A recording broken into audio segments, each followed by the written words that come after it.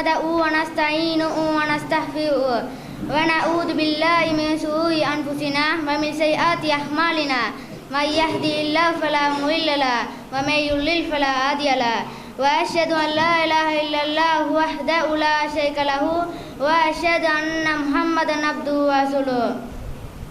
என் அன்பிற்கும் மதுவிற்குரிய உஸ்தாத் அவர்களே, கௌரவ நிர்வாகிகளே, இவ்விழாவிற்கு வருகை தந்திருக்கும் என் அன்பின் பெற்றோர்களே, சகோதர சகோதரிகளே, அனைவருக்கும் என் இனிய சலாம். அஸ்ஸலாமு அலைக்கும் வரஹ்மத்துல்லாஹி வபரகாத்துஹு.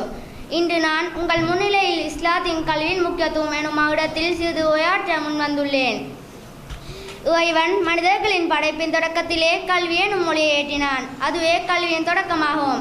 அன்று பிரகாசித்த ஒளி இந்த உலகம் உள்ளளவும் தொடர்ந்து மனித வாழ்விற்கு ஒளியூட்டி கொண்டே இருக்கும். இறைவன் தன் திருமறையில் பின்னர் அல்லாஹ் எல்லா பொருள்களின் பெயர்களையும் ஆதமுக்கு கற்றுக் கொடுத்தான் என குறிப்பிடுகின்றான். அறிவை தேடும் செயல்முறைக்கு இஸ்லாம் பெரும் முக்கியத்துவத்தை கொடுத்துள்ளது. இறைவனிடமிருந்து மனித குலத்திற்கு அருளப்பட்ட வேதத்தின் முதல் வசனமே இக்ரா ஓதுவீராக என்பதுதான். இதழ் முதல் 5 வசனங்களையும் நோக்கினால் இக்ரா ஓதுவீராக வாசிப்பீராக எனும் சொல் இருமுறையும், களம் பேணை எனும் சொல் ஒரு முறையும், அல்லம கற்பித்தல் எனும் சொல் மீண்டும் மீண்டும் சொல்லப்படுவதை அவதானிக்கலாம். எனவேதான் எம் நபி பெருமான் அவர்கள் அறிவை தேடுவது ஒவ்வொரு முஃமினின் மீதும் கடமையாகும் என குறிப்பிட்டுள்ளார்கள்.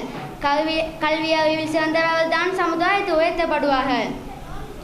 இறைவனும் தன் திருமறையில் கற்றோரின் தகுதிகளை உயர்த்துவேன் என குறிப்பிடுகின்றான்.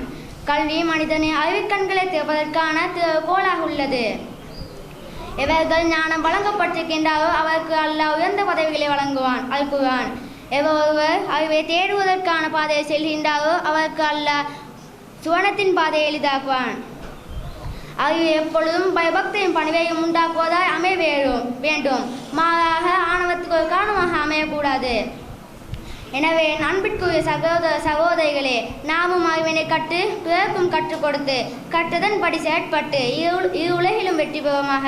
வஸ்ஸலாமு அலைக்கும் வரஹ்மத்துல்லாஹி வபரகாத்துஹு.